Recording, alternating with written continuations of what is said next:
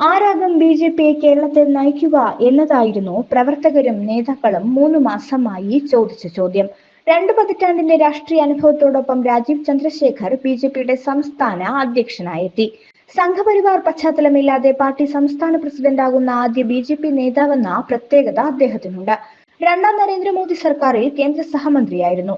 IT and ഇലക്ട്രോണിക്സിൽ നൈപുണ്യ വികസന ചുമതലയുള്ള കേന്ദ്ര സഹമന്ത്രിയാകാൻ രാജീവിനെ സഹായിച്ചത് ഇലക്ട്രിക്കൽ എഞ്ചിനീയറിംഗ് ബിരുദവും കമ്പ്യൂട്ടർ സയൻസിലെ ബിരുദാനന്തര ബിരുദവുമാണ്.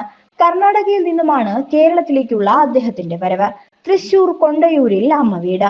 ആദ്യം പേജറും പിന്നെ മൊബൈലും ഇറക്കി 1994 BPL-ലൂടെ രാജീവ് സാങ്കേതിക വളർച്ചയുടെ സഹയാത്രികയായി. 2005 ജൂപ്പിറ്റർ ക്യാപിറ്റൽ രൂപീകരിച്ച് ബിസിനസ് ലോകം വിപുലമാക്കി.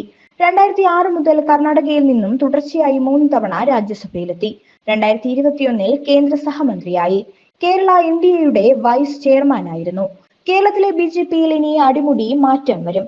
ഏറെക്കാലത്തിനു ശേഷം ബി.ജെ.പിയുടെ സംസ്ഥാന ജനറൽ സെക്രട്ടറിയായി ശോഭാ സുരേന്ദ്രൻ വരും. കോട്ടയത്ത് നിന്നുള്ള ഷോൺ ജോർജിന് പ്രധാന പദവി ലഭിക്കും.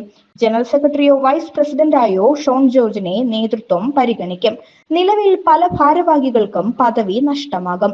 കേന്ദ്രമന്ത്രി ജോർജ് കുര്യൻ സംസ്ഥാന ജനറൽ സെക്രട്ടറിയാണ്. നിലവിലെ സാഹചര്യത്തിൽ ജോർജ് കുര്യൻ സംസ്ഥാന നേതൃത്വത്തിൽ നിന്നും മാറും. അതുകൊണ്ട് തന്നെ ഷോൺ ജോർജിന് ജനറൽ സെക്രട്ടറി പോലും ആകാൻ കഴിയും. ക്രൈസ്തവരുമായുള്ള ബന്ധം സുദൃഢമാക്കുകയാണ് ലക്ഷ്യം.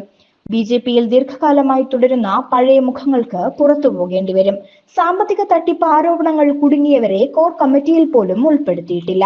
രാജീവ് ചന്ദ്രശേഖറിനൊപ്പം ശോഭാ സുരേന്ദ്രനെയും M.T. രമേശിനെയും V. മുരളീധരനെയുമാണ് സംസ്ഥാന അധ്യക്ഷന്മാരായി പരിഗണിച്ചത്.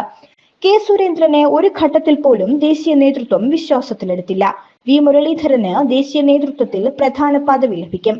ജനറൽ സെക്രട്ടറി ആകുമെന്നാണ് സൂചന. നാഗ്പൂരിലെ RSS നേതൃത്വവുമായി മുരളീധരനുള്ള അടുപ്പം ഇതിനെല്ലാം നിർണായകമാകും. ബി.ജെ.പി സംസ്ഥാന അധ്യക്ഷന്റെ കാര്യത്തിൽ RSS നിർദ്ദേശങ്ങളൊന്നും ഇത്തവണ ഉണ്ടായില്ല. അതിനാൽ രാജീവിന്റെ പേര് ദേശീയ നേതൃത്വം തീരുമാനിക്കുകയായിരുന്നു. അതിനുശേഷം RSS-നെ അറിയിച്ചു. അവരും അംഗീകരിച്ചു. കേരളത്തിലെ ഒരു നേതാവ് പോലും ഇതൊന്നും അറിഞ്ഞതുമില്ല. സുരേന്ദ്രൻ തുടരുമെന്ന തരത്തിൽ പ്രതീതി നൽകിയാണ് എല്ലാം തന്ത്രപരമായി നടപ്പിലാക്കിയത്.